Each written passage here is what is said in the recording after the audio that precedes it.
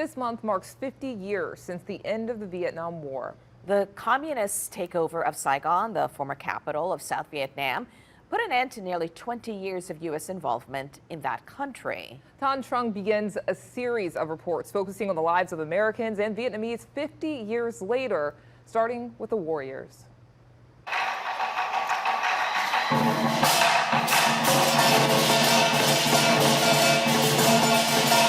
At this year's Tet, or Lunar New Year celebration in New Orleans East, connections to Vietnam and the war which became synonymous with that country were very visible.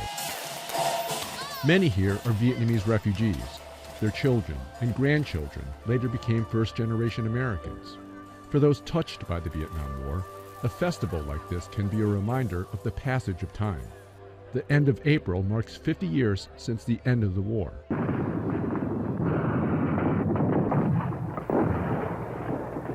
It's hard to imagine. Yeah, hard to imagine. Time passes fast, no doubt. Robert Collins came to this festival to experience some of the Vietnamese culture that has seeped into New Orleans.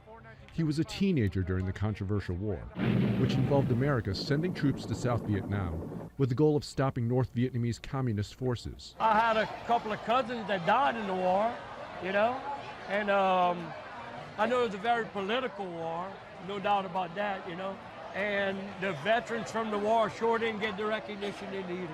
I never even understood why we went. Charlene Ellender is a New Orleans native. That's just me in my different uniforms. That's right before I went. That's in San Antonio at Basic. She studied nursing in college and enlisted in the Army. 6 months before graduation in 1968, she was commissioned as an officer. Shortly after, she got orders to head to Vietnam, a place Ellender admits she knew very little about. I'm going to tell you, I was ignorant to what went on and anything about the war. He's my medic. They were from North Dakota. By 1969, she was 22 years old and in Vietnam, a first lieutenant working with the 44th Medical Brigade. And I served in 69, 70 at the 12th Tobacco Hospital in Cu Chi, South Vietnam. Ellender says she knew she would witness pain and suffering, but it was often hard to stomach. My first assignment was the emergency room. Everybody had to go through the emergency room. That was an eye-opener. Ellender's second assignment was in the triage unit. That's when I found out when those that were hopeless were put behind a curtain with a nurse to keep them comfortable and just let them go peacefully. That was hard. The second night I was in Vietnam, my squad was attacked, and I lost one guy.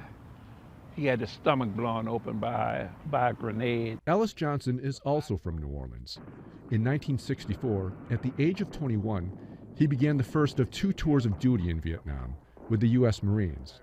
Like Ellender, Johnson says he didn't know much about where he was headed. When you got there, what were your thoughts?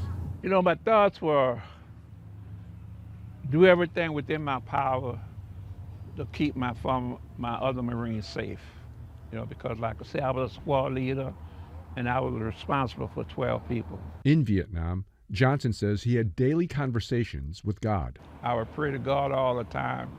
God, you didn't put me over here to die in Vietnam. I would say that just about every day. During his second tour, Johnson says a member of his squadron stepped on a landmine while on patrol. He says the blast knocked him out. When he regained consciousness, Johnson says his team was under fire. They said the explosion flipped me over and went into my chest. And all I know when I woke up, bullets was bouncing around me. So I knew right away, don't move. I just stayed there. This was, my whole arm was blown open. You could see the bone. When I looked at it, you could see the bone, and they sewed this up, my chest. Matter of fact, I had a piece of shrapnel in my chest, just came out a couple of years ago. Johnson was awarded a Purple Heart for his wounds. He left Vietnam in 1966. Ellender finished her deployment in 1970. The two are among the more than 2.5 million uniformed Americans who served in Vietnam between 1964 and 1975. More than 58,000 U.S. servicemen and women lost their lives in the war, 885 from Louisiana. their names etched into history and the Vietnam Veterans Memorial. Known simply as the Wall, it's a tribute to the American lives lost. The conflict came to an end when North Vietnam seized control of Saigon, the southern capital of Vietnam. American troops pulled out of the city on April 30th, 1975. I guess I was sort of heartbroken that we gave in. I heard that if we had just stayed a little longer, that we would have won. Was that a winnable war? No, because you're fighting people in their backyard. It's our first failure, our first true failure as a nation militarily and in nation building. It was, I think, a very noble experiment. I think it was done with good intentions all around, but at the same time, it proved our arrogance. John Fitzmaurice is a history professor at the University of New Orleans and has taught courses on the Vietnam War. Fitzmaurice says the war caused many Americans to question their own government and its policies.